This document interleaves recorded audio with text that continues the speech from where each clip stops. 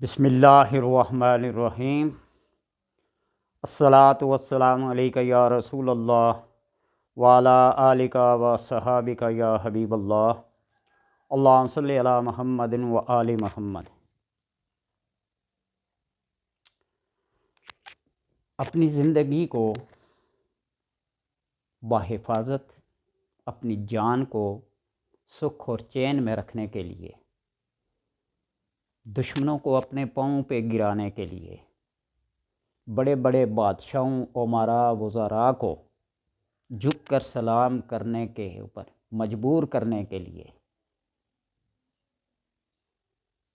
اور جہاں جس جگہ بھی جانا ہو ہر ایک کو اپنا مطیع و فرما بردار کرنے کے لیے، آج جو تحفہ آپ کی نظر کر رہا ہوں، اس کو اگر زندگی کا معمول بنا لیا تو واللہ باللہ تاللہ، اگر آپ کا ایمان قرآن پہ، اللہ کی ذات پہ اور صاحب شریعت صلی اللہ علیہ وسلم کی رسالت پہ ایمان ہے اور یقین ہے، تو پھر ہر بندہ آپ کو جھک کر سلام کرے گا، آپ کی عزت کرے گا۔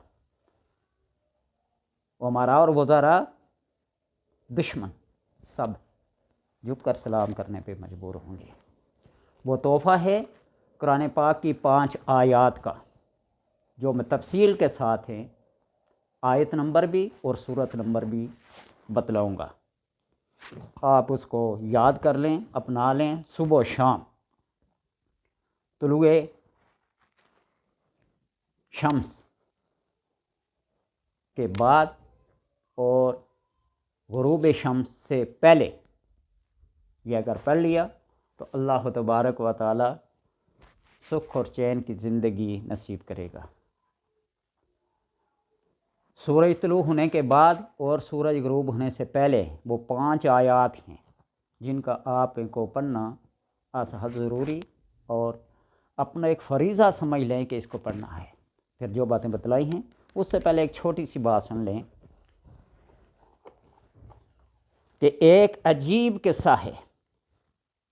وہ یہ ہے کہ ایک بادشاہ کا وزیر تھا، بادشاہ کو اس سے سخت دشمنی تھی، وزیر تو تھا لیکن دشمنی تھی بادشاہ کو اس سے، جہاں تک کہ ایک روز بادشاہ نے جلداد سے کہا کہ جس وقت وزیر آئے اور میں تجھ کو اشارہ کروں تو فوراً اس کی گردن کو اڑا دیجیے۔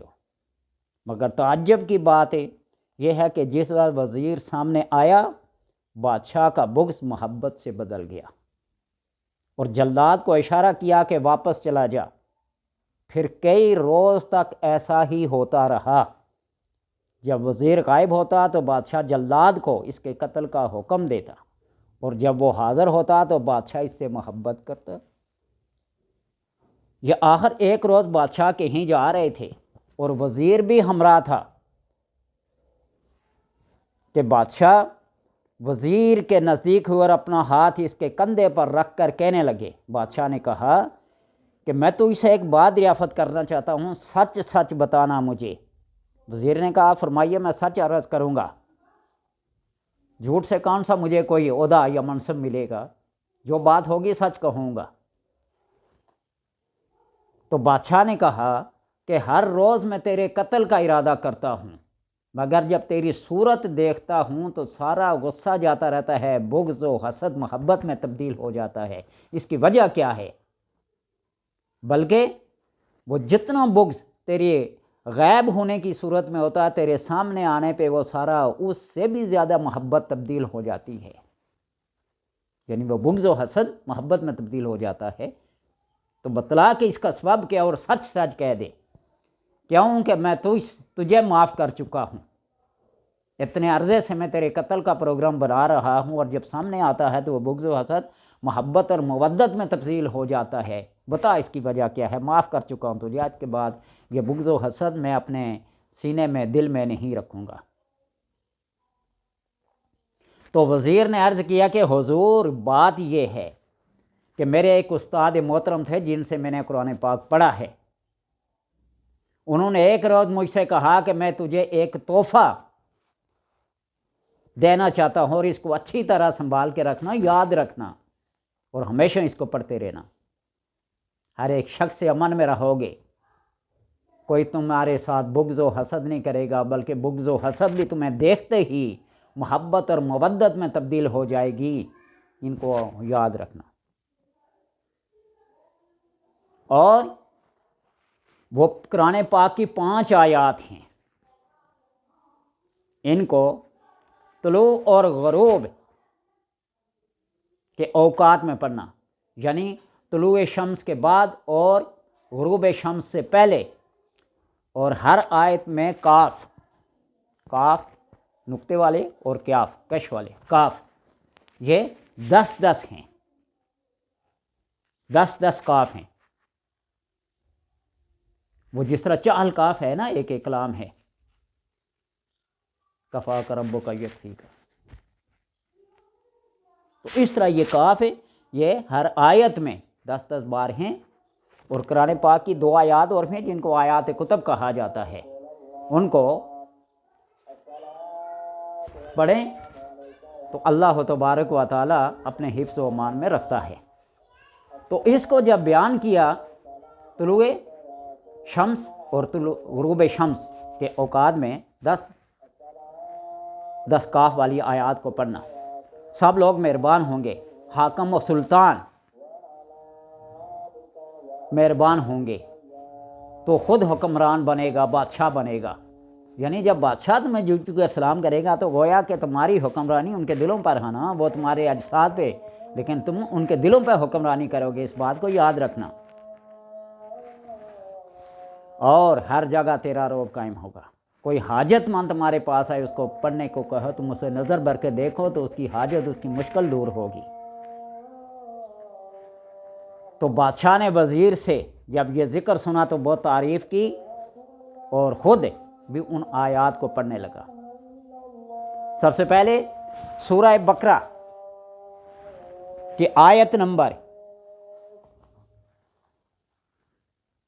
240 ہے، دوسرے پارے کے سیکنڈ لاسٹ رکوع، الم تر الی الملأ من بنی اسرائیل من بعد موسیٰ، اس آیت کو، آیت نمبر سورہ بقرہ کی آیت نمبر 240 اور دوسرے اس پارے کا سیکنڈ لاسٹ رکوع ہے، اس آیت کو پڑھیں۔ اور دوسری آیت آل عمران کی ہے، دوسری آیت سورہ آل عمران کی ہے، آیت نمبر ہے 181 181، یہ آیت ہے۔ اور وہ آیت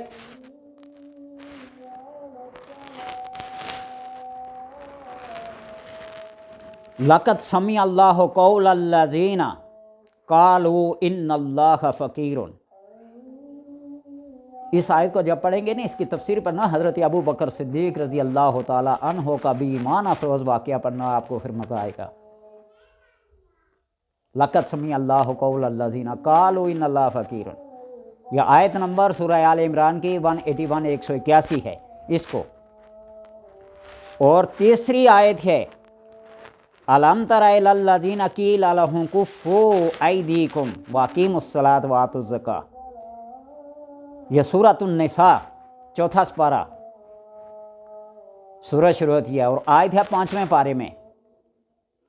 سورہ نساء 4 سپارے سے شروع ہوتی ہے اور آیت ہے 5ویں سپارے میں 77 نمبر آیت ہے، الم تر الی الذین قیل لہم کفوا ایدیکم، آیت نمبر 77 ساتھ ساتھ آیات بتا رہا ہوں، سورہ بقرہ کی آیت نمبر 240 اور سورہ آل عمران کی آیت نمبر 181 اور سورہ النساء کی آیت نمبر 77 نمبر آیت، اور چوتھی آیت ہے سورۃ المائدہ، سورۃ المائدہ اس کی آیت ہے وَاتْلُ عَلَيْهِمْ نَبَأَ ابْنَيْ آدَمَ بِالْحَقِّ، 6واں سپارہ ہے، بالکل نصف کے قریب، 6واں سپارہ نصف، وَاتْلُ عَلَيْهِمْ نَبَأَ ابْنَيْ آدَمَ بِالْحَقِّ، آیت نمبر 37 ہے، پارہ نمبر 6 سورہ مائدہ۔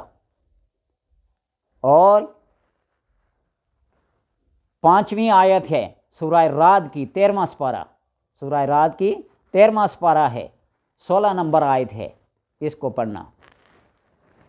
قُلْ مَن رَّبُّ السَّمَاوَاتِ وَالْأَرْضِ قُلِ اللَّهُ قُلْ أَفَاتَّخَذْتُم مِّن دُونِهِ أَوْلِيَاءَ، سورہ رعد کی آیت نمبر 16، 13واں سپارہ، ان آیات کو آپ پڑھیں۔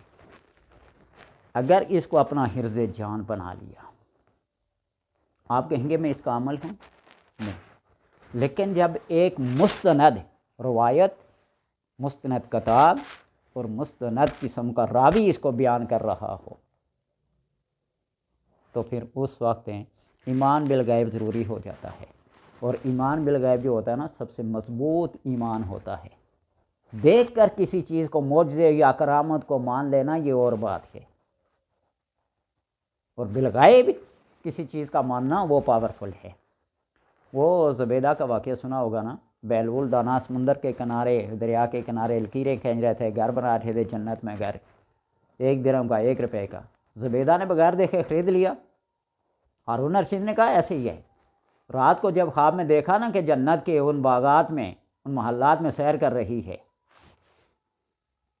دوسرے دن وہ بھی گیا، وہ 1 درہم والا 100 درہم تک بنا کے بھیجا۔ کل تو 1 درہم کا بیچ رہے تھے، اس نے کہا کل تک تو نے دیکھا نہیں تھا، آج دیکھ کے آ گیا ہے۔ بے شمار ایسے واقعات ہیں، کشف ہیں، الہام ہیں، کوئی ان کو مانے یا نہ مانے، ہمارا تو ان کتابوں پہ کیا ہے، ایمان ہے۔ جہاں قرآن کی بات آ جاتی ہے نا، قال اللہ ہو، بس بات ختم، قال الرسول، بات ختم۔